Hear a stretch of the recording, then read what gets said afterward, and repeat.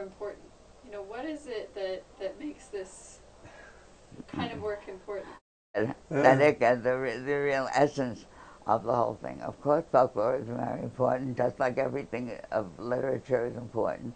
It's part of your culture, part of why you do things, why you conform to certain practices and customs and traditions, and why you want to know of your people, and you collect songs, and some of the songs are so beautiful. They're part of your tradition, your heritage.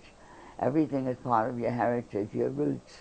You go back to your roots, you find out your parents and your parents' parents, and what they liked to do, and what they thought was interesting in their lives, and what enriched their lives.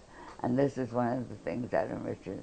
Music enriches your life, and literature does. And we have a wonderful theater collection.